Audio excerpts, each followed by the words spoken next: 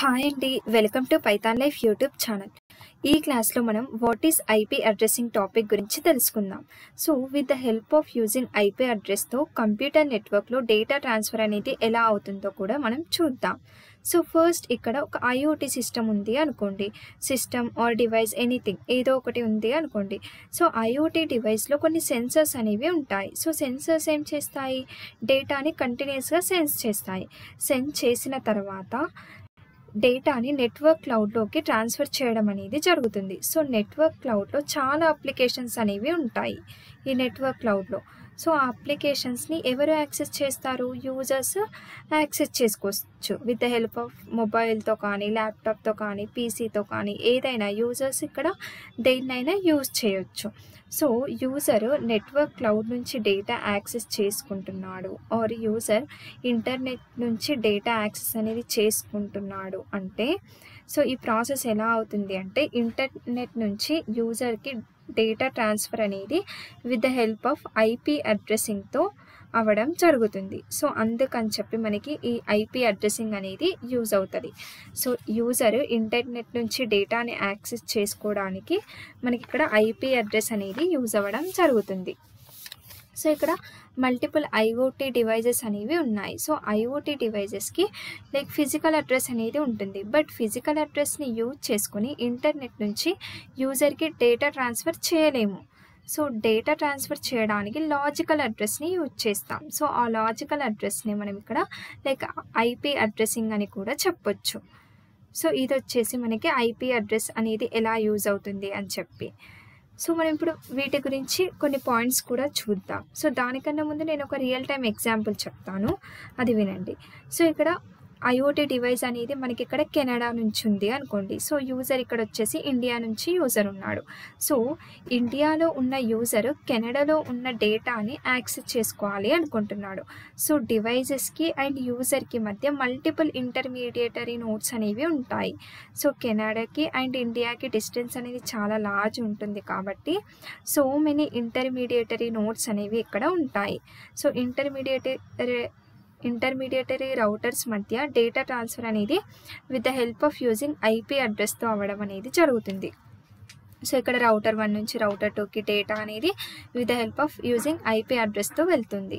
So ఇక్కడ router 1 దగ్గర data ఉంది అనుకోండి. సో రౌటర్ 1 అనేది ఏంటి? Intermediatory node. అలాగే రౌటర్ 2 అనేది కూడా ఇంటర్మీడియేటరీ నోడ్. సో రౌటర్ 1కి అండ్ రౌటర్ 2కి మధ్య డేటా ట్రాన్స్ఫర్ అనేది with the help of using IP అడ్రస్తో జరుగుతుంది. సో రౌటర్ 1 దగ్గర సోర్స్ ఐపీ అడ్రస్ అనేది ఉంటుంది. అలాగే రౌటర్ 2 దగ్గర డెస్టినేషన్ ఐపీ అడ్రస్ అనేది ఉంటుంది. సో ఈ రకంగా మనకి రౌటర్ 1 నుంచి రౌటర్ 2కి డేటా ట్రాన్స్ఫర్ అనేది అవుతుంది. సో ఆ తర్వాత రౌటర్ 2 అనేది నెక్స్ట్ రౌటర్కి, నెక్స్ట్ నోడ్కి డేటా ట్రాన్స్ఫర్ అనేది సేమ్ ఇదే ప్రాసెస్ ద్వారా పంపడం అనేది జరుగుతుంది. సో నెట్వర్క్ క్లౌడ్లో నెట్వర్క్ అడ్మినిస్ట్రేటర్ ఉంటారు. అలాగే వెల్ డిఫైన్డ్ ప్రోటోకాల్స్ కూడా ఉంటాయి. విత్ ద హెల్ప్ ఆఫ్ ప్రోటోకాల్స్తో డైనమిక్గా ఐపీ అడ్రస్ అనేది అన్ని నోడ్స్కి ఇవ్వడం జరుగుతుంది. సో ఈ ఐపీ అడ్రస్ అనేది టైంని అండ్ సిచ్యువేషన్ని బేస్ చేసుకొని చేంజ్ అవ్వడం అనేది జరుగుతుంది. సో ఇది ఐపీ అడ్రసింగ్ గురించి. సో ఇక్కడ ఫస్ట్ పాయింట్ ఏముంది చూడండి. For the routing of the data on the internet, logical addressing is done with the use of IP addressing అని చెప్తున్నాం. సో ఐపీ అడ్రస్ని యూజ్ చేసి ఇంటర్మీడియేటరీ నోడ్స్ మధ్య డేటా ట్రాన్స్ఫర్ చేయడం అనేది జరుగుతుంది. ఒక నోడ్ నుంచి ఇంకో నోడ్కి డేటా ట్రాన్స్ఫర్ చేయాలి అన్నప్పుడు we need to use IP addressing. And next point ఏంటి, మనం ఈ ఐపీ అడ్రసింగ్ అనేది ఎక్కడ ఉంటుంది? సో ఇక్కడ ఐపీ అడ్రస్ అనేది లాజికల్ అడ్రస్ అని కూడా మనం చెప్పొచ్చు. అదే ఇక్కడ సెకండ్ పాయింట్ చూడండి. IP address is the logical address for the data routing in the network అని చెప్తున్నాం. అండ్ నెక్స్ట్ పాయింట్ ఏంటి? IP addresses is assigned to nodes dynamically which changes with the respect to time and situations in the networks. So IP అడ్రస్లో మనకి ఏంటి అని అంటే IP address అనేది కాన్స్టెంట్గా ఉండదు. టైంని బట్టి అండ్ సిచ్యువేషన్ని బట్టి చేంజ్ అవుతూ ఉంటుంది అని చెప్తున్నాం. అది వచ్చేసి థర్డ్ పాయింట్. అండ్ నెక్స్ట్ ఏంటి అంటే లాస్ట్ పాయింట్, ఐపీ అడ్రస్లో మనకి 2 టైప్స్ ఉంటాయి. ఏంటి అంటే IPv4 ఉంటుంది, అలాగే IPv6 కూడా ఉంటుంది. సో IPv4 అనేది 32 బిట్స్ని కలిగి ఉంటుంది, IPv6 అనేది 128 బిట్స్ని కలిగి ఉంటుంది. సో ఇక్కడ చూడండి, IP addresses can be of IPv4 32 bits address and are ఇక్కడ IPv6. సో ఇక్కడ IPv6లో 128 బిట్స్ అనేవి ఉంటాయి. సో ఈ రకంగా మనం IPv4 అండ్ IPv6 అనేవి మనం యూజ్ చేయొచ్చు. IPv4 అనేది మోస్ట్లీ మనం లాస్ట్ 31 ఇయర్స్ నుంచి యూజ్ చేయడం అనేది జరుగుతుంది. బట్ ప్రజెంట్ మనం IPv6ని కూడా యూజ్ చేస్తున్నాం.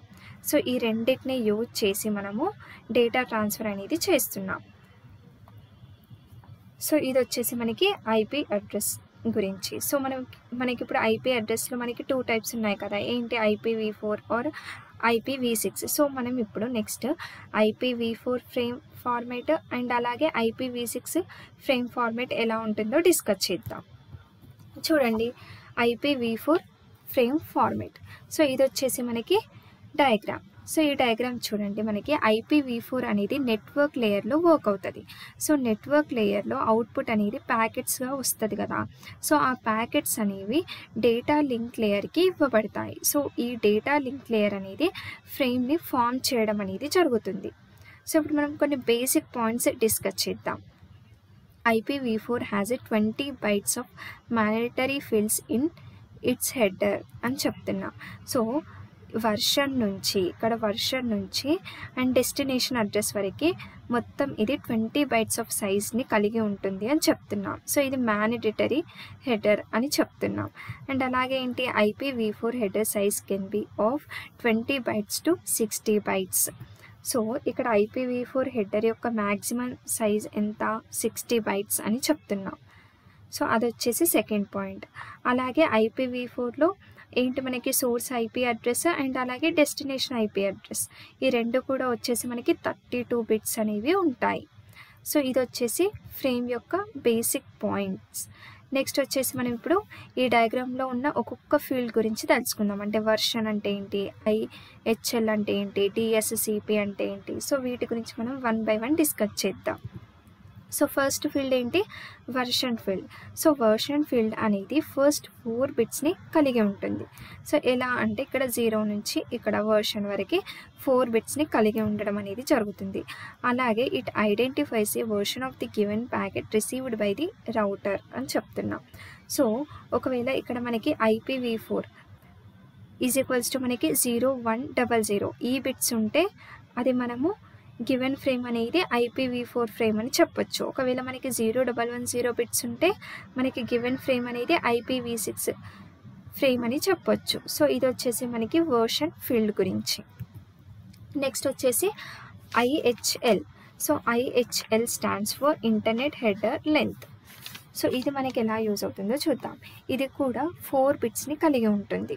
ఇక్కడ చూడండి, it is available due to the optional header field header length is equals to IHL into 4. So header length అనేది ఎలా ఉంటుంది అని అంటే ఇక్కడ 4 బిట్స్ని కలిగి ఉంటుంది కాబట్టి ఇంటర్నెట్ హెడర్ లెంత్ ఇంటూ 4 అని చెప్తున్నాం. సో దీని is equals to header length అనేది అవుతుంది. అండ్ నెక్స్ట్ ఫీల్డ్ ఏంటి, మనకి ఇక్కడ చూడండి DSCP అండ్ అలాగే నెక్స్ట్ వచ్చేసి ECN. సో DSCP అంటే ఏంటి అంటే డిఫరెన్షియేటెడ్ సర్వీసెస్ కోడ్ పాయింట్ అని చెప్తున్నాం. సో DSCP అనేది 6 bytesని కలిగి ఉంటుంది. ఈ DSCP డిఫాల్ట్ వాల్యూస్ వచ్చేసి 0. ఇది వచ్చేసి మనకి సెకండ్ పాయింట్. సో ఇది కొన్ని సర్వీసెస్కి ప్రియారిటీస్ అనేది యాడ్ చేయడం అనేది జరుగుతుంది. సో సర్వీసెస్ని బట్టి ఇది ప్రియారిటీస్ని యాడ్ చేస్తుంది ప్యాకెట్స్కి. ఇక్కడ చూడండి, it identifies the type of services for a given packet and default value వచ్చేసి ఏంటి 0. For some services priorities should be given to a packet in routing అని చెప్తున్నాం. అండ్ నెక్స్ట్ ఏంటి ECN. సో ECN అంటే ఏంటి అంటే ఎక్స్ప్లిసిట్ కన్జెషన్ నోటిఫికేషన్. సో నెట్వర్క్లో too much congestion traffic form అయినప్పుడు ఈ 2 బిట్స్ అనేవి యూజ్ అవ్వడం జరుగుతుంది. ఈ ECN అనేది ట్రాఫిక్ని హ్యాండిల్ చేయడానికి, కన్జెషన్ని హ్యాండిల్ చేయడానికి యూజ్ అవుతుంది. ఇక్కడ చూడండి, in practice it is used for congestion notification, it is optional అని చెప్తున్నాం. నెక్స్ట్ ఫీల్డ్ వచ్చేసి టోటల్ లెంత్. సో ప్యాకెట్ యొక్క టోటల్ లెంత్ని ఇండికేట్ చేస్తుంది. ఇక్కడ ప్యాకెట్ అంటే ఏంటి అంటే header plus data is equals to packet. అంటే ఎంటైర్ ప్యాకెట్ యొక్క టోటల్ లెంత్ అనేది ఇది చెప్తుంది. ఇక్కడ చూడండి, ఇట్ ఈస్ ఆఫ్ 2 bytes. అంటే 2 bytes అంటే ఏంటి 16 బిట్స్. 1 byteకి 8 బిట్స్ కదా. సో ఇక్కడ it is of 2 bytes 16 bits. It is defines the total size of the packet. అంటే టోటల్ ప్యాకెట్ యొక్క సైజ్ని ఇది చెప్తుంది. టోటల్ యొక్క ప్యాకెట్ అంటే ఏంటి, ఇక్కడ హెడర్ ప్లస్ డేటా అని చెప్తున్నాం. సో ఇది వచ్చేసి మనకి టోటల్ లెంత్ ఫీల్డ్. నెక్స్ట్ ఏంటి, source and destination IP address field. So ఇది 4 bytesని కలిగి ఉంటుంది. సో ఇది ఏం చేస్తుంది అంటే ఇక్కడ చూడండి, it gives an idea about the IP addresses of the source and destination. అంటే సోర్స్ ఐపీ అడ్రస్కి అండ్ డెస్టినేషన్ ఐపీ అడ్రస్కి ఒక ఐడియాని ఇస్తుంది. So that is the use of source and destination IP address. Next ఏంటి, time to leave. So time to leave అనేది ఇది ఎలా యూజ్ అవుతుంది అంటే ఇది 1 bytesని కలిగి ఉంటుంది, అంటే 8 bits. సో నెట్వర్క్లో ఉన్న ఇన్ఫినిటీ లూప్స్ని అవాయిడ్ చేయడానికి మనము ఈ టైమ్ టు లీవ్ అనేది యూజ్ చేయడం అనేది జరుగుతుంది. ఇక్కడ చూడండి, ఇట్ ఈస్ ఆఫ్ 1 bytes అంటే 8 bits. It is hope counter. It is used to avoid an infinite loop of frame in network. అంటే నెట్వర్క్లో ఇన్ఫినైట్ లూప్స్ ఫామ్ అవుతాయి. సో వాటిని అవాయిడ్ చేయడానికి మనం ఈ టైమ్ టు లీవ్ అనేది ఈ ఫీల్డ్ని యూజ్ చేయడం అనేది జరుగుతుంది. నెక్స్ట్ వచ్చేసి ప్రోటోకాల్. ప్రోటోకాల్ అంటే ఏంటి, ప్రోటోకాల్ కూడా 1 byte అంటే 8 bitsని కలిగి ఉంటుంది.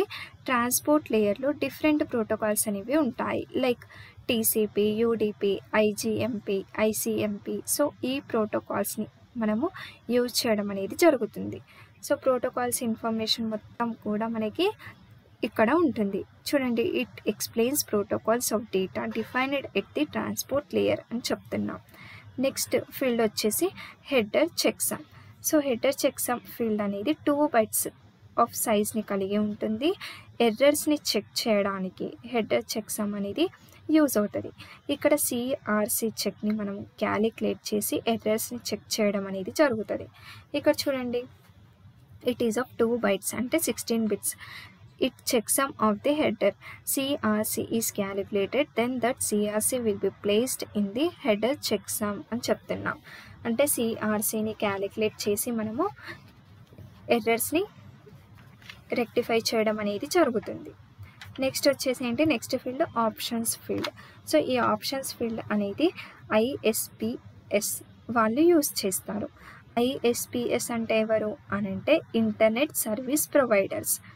So internet service providers and అలాగే నెట్వర్క్ మేనేజర్స్ మాత్రమే ఈ ఆప్షన్స్ ఫీల్డ్ని యూజ్ చేయడం అనేది జరుగుతుంది. యూజర్స్ ఎవరు కూడా ఈ ఆప్షన్స్ ఫీల్డ్ని యూజ్ చేయరు.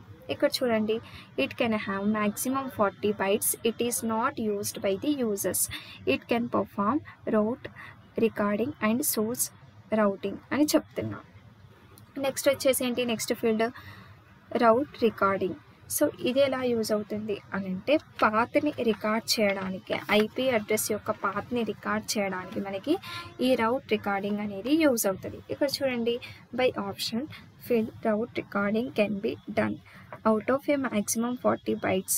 2 bytes are reserved, so it can record a maximum of 9 IPS of hope అని చెప్తున్నాం. సో ఈ రకంగా పాత్ని రికార్డ్ చేయడానికి మనకి ఈ రూట్ రికార్డింగ్ అనేది యూజ్ అవుతుంది. నెక్స్ట్ వచ్చేసి source routing. So source routing అంటే ఏంటి అని అంటే దీంట్లో మనకి 2 types ఉంటాయి, strict routing, loose routing. Strict routing అంటే ఏంటి అంటే కంప్లీట్ పాత్ అనేది ఇక్కడ ఇవ్వాల్సి ఉంటుంది. అంటే సోర్స్ నుంచి ఎగ్జాక్ట్గా డెస్టినేషన్ వరకు కంప్లీట్ పాత్ అనేది మనం ఇక్కడ ష్యూర్గా ఇవ్వాలి. అది వచ్చేసి మనకి స్ట్రిక్ట్ రౌటింగ్. చూడండి, ఇక్కడ the fixed path of the route will be given. అంటే ఇప్పుడు రౌటర్ 1 నుంచి మనకి డేటా ట్రాన్స్ఫర్ అనేది అవుతే సోర్స్ నుంచి ఎగ్జాక్ట్గా డెస్టినేషన్ వరకు పాత్ ఏముంది వయా R2 ద్వారా వెళ్తుంది. సో R1 నుంచి R2కి, R2 నుంచి డెస్టినేషన్కి వెళ్తుంది. సో ఈ రకంగా మనకి స్ట్రిక్ట్ రౌటింగ్ అనేది ఉంటుంది.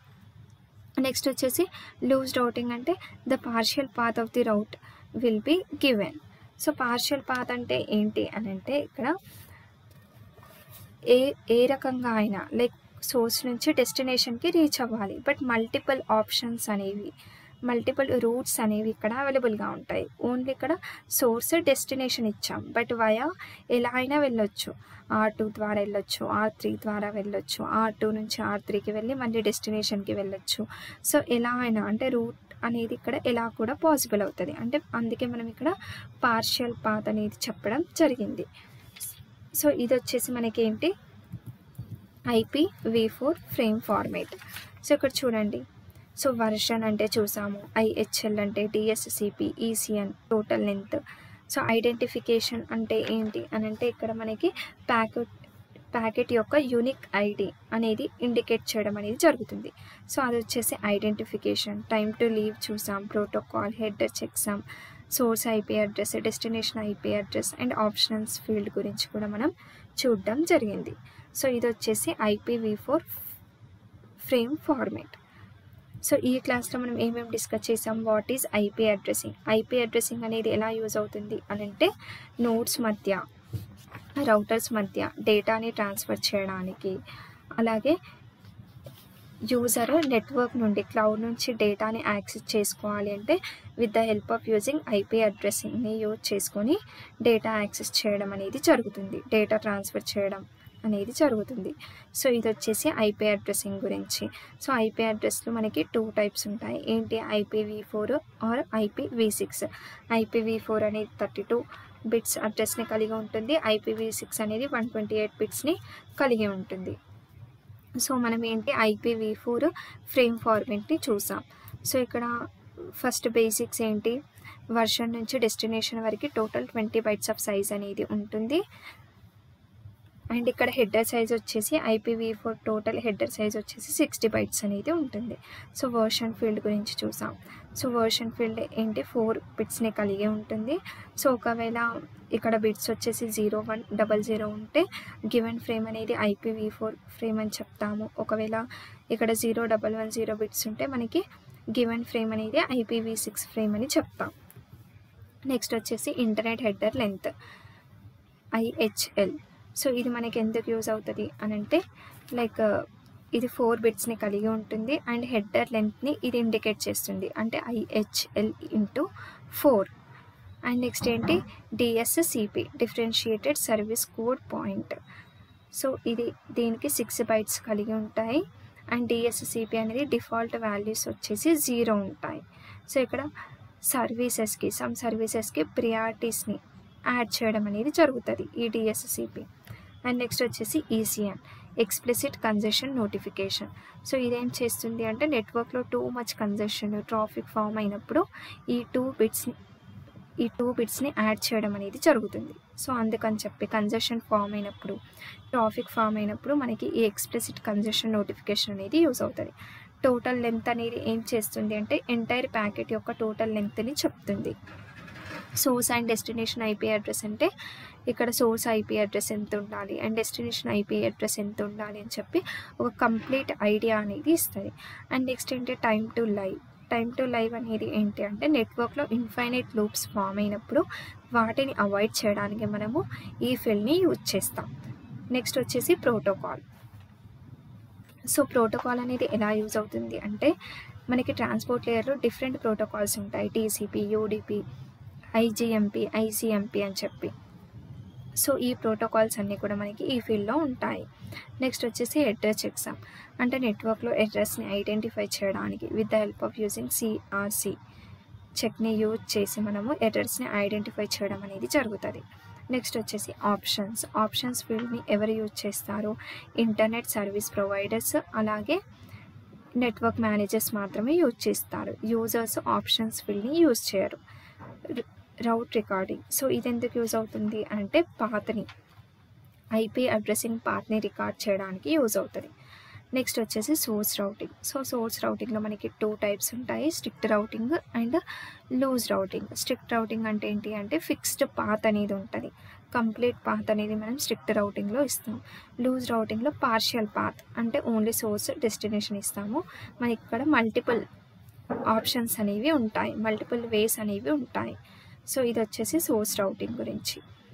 సో ఈ క్లాస్ మీ అందరికీ క్లియర్గా అర్థమైంది అని నేను అనుకుంటున్నాను. నెక్స్ట్ క్లాస్లో ఇంకో కొత్త టాపిక్ గురించి డిస్కస్ చేద్దాం. Thank you.